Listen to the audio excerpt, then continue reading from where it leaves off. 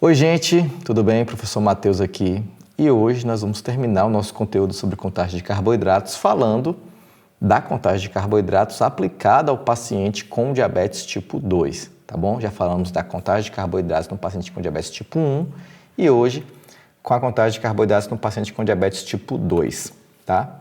Lembrando que o paciente com diabetes tipo 2, ele tem hiperglicemia decorrente inicialmente de uma resistência à ação da insulina.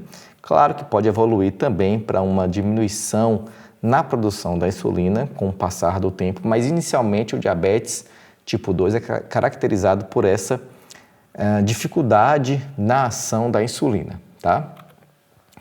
O diabetes tipo 2 é comumente diagnosticado em pessoas adultas e idosas, geralmente a partir da quarta década de vida e que possuem vários fatores de risco, como excesso de peso, má alimentação, sedentarismo, história familiar positiva. Alguns desses fatores são modificáveis, como o estilo de vida, por exemplo. E o tratamento é baseado em uso de hipoglicemiantes orais, modificação do estilo de vida, controle maior desses fatores de risco, tá? E às vezes também o paciente começa a utilizar a insulina quando o controle glicêmico apenas pelos medicamentos orais e a modificação do estilo de vida não é suficiente para garantir uma glicemia adequada, tá? Então, as diferentes classes medicamentosas possuem diferentes ações, mas o objetivo final é reduzir a glicemia do paciente, Como eu falei, a resistência insulínica é a característica principal no diabetes tipo 2, por isso o nutricionista, quando vai planejar a alimentação do seu paciente, tem como foco introduzir alimentos e carboidratos de baixo índice glicêmico, de baixa carga glicêmica, que vai levar uma digestão mais lenta e uma liberação mais lenta de carboidrato na corrente sanguínea, tá bom? E é importante também que no paciente com diabetes tipo 2 a gente tenha uma menor variação no consumo, tá? Então, nesse caso, o mais importante da contagem de carboidratos para o paciente com diabetes tipo 2 é ensinar esse paciente que além da quantidade consumida, além da qualidade consumida do carboidrato, a quantidade também é fundamental. Porque se ele tem um consumo constante de carboidratos entre as refeições e entre os dias, é possível observar se a hiperglicemia que ele apresenta é decorrente de uma classe medicamentosa que não está ali colocada, ou de um horário que pode ser modificado, ou de um ajuste na dose do medicamento que ele utiliza, tá? Agora, se o paciente todos os dias consome quantidades diferentes de carboidratos, a gente não vai saber nunca se é por conta da classe medicamentosa ou se é por conta do consumo de carboidratos inadequado. E aí ele vai cada vez mais consumindo mais medicamentos e, no final, começa a utilizar também a insulina, tá? Bom, então como prescrever essa contagem de carboidratos no paciente com diabetes tipo 2? Lembrando que no diabetes tipo 2, diferentemente do que acontece no tipo 1, o paciente não vai usar insulina rápida ou ultra rápida, ou pelo menos não é comum a gente encontrar isso, tá? Então, quando o paciente utiliza insulina, é aquela de ação mais intermediária ou lenta, tá? Então, não necessita fazer aquela relação insulina-carboidrato que a gente viu na contagem de carboidratos para o paciente com diabetes tipo 1, tá?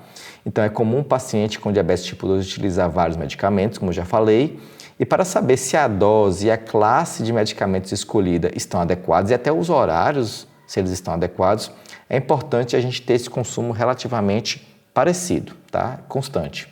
Então, qual é o melhor método de contagem de carboidrato no paciente com diabetes tipo 2? Como o esquema terapêutico do paciente com diabetes tipo 2 é baseado em hipoglicemiantes orais e quando precisa usar insulina, é a insulina de ação lenta ou intermediária, aquela relação carboidrato-insulina perde o sentido, tá? Então, nesse caso, qualquer um dos métodos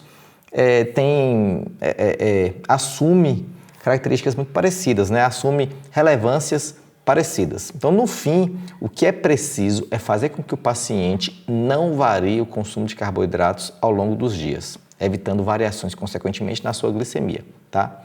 Caso o paciente tenha um consumo relativamente parecido, mas as glicemias continuem alteradas, o médico e o nutricionista podem avaliar qual é o melhor, se é reduzir a quantidade de carboidratos ou se alterar o esquema medicamentoso.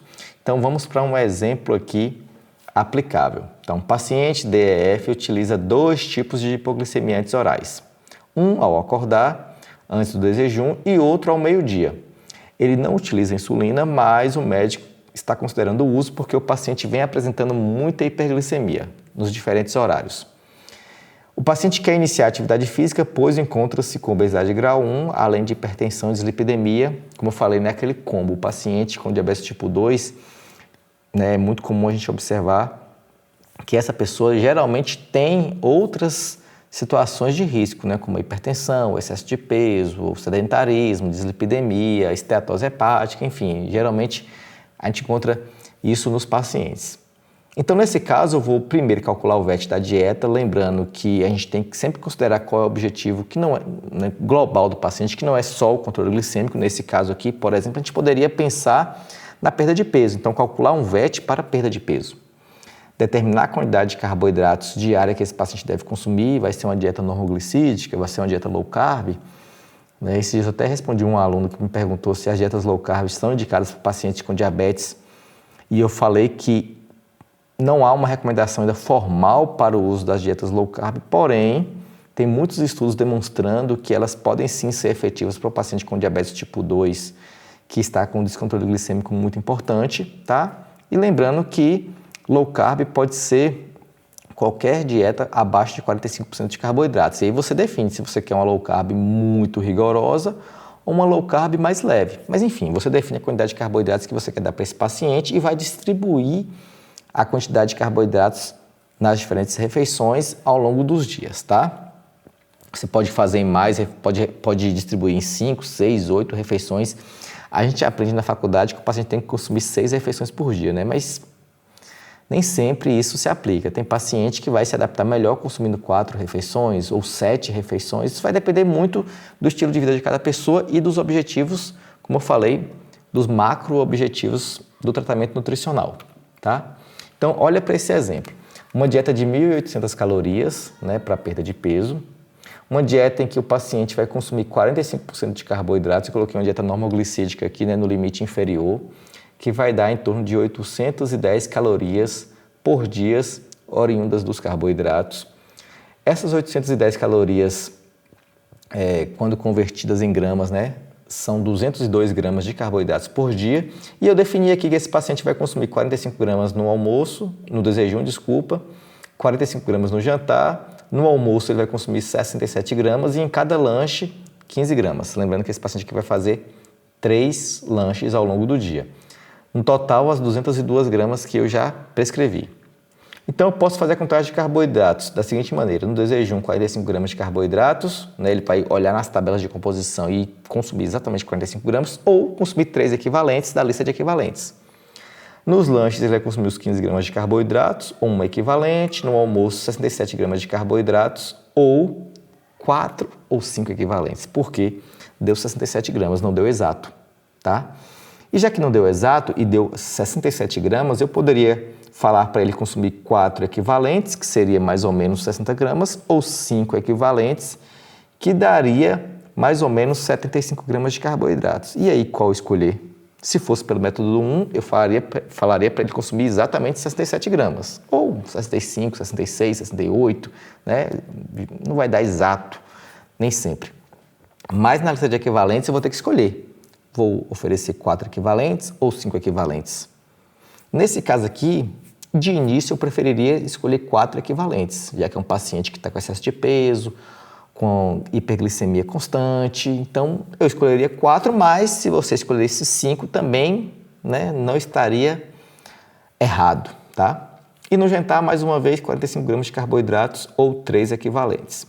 Então, em cada refeição, o paciente vai consumir aquelas quantidades pré-definidas, E aí, com as listas em mãos, ele escolheria qual equivalente iria consumir. Ou olharia as tabelas de composição e também escolheria qual alimento iria consumir.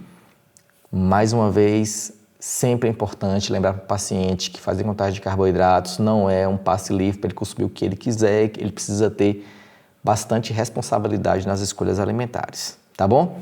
E esse é um método de contagem de carboidratos aplicado ao paciente com diabetes tipo 2. Muitas pessoas acham que só é aplicável ao paciente com diabetes tipo 1 e, na verdade, para os dois tipos de diabetes a gente pode aplicar contagem de carboidratos, tá certo?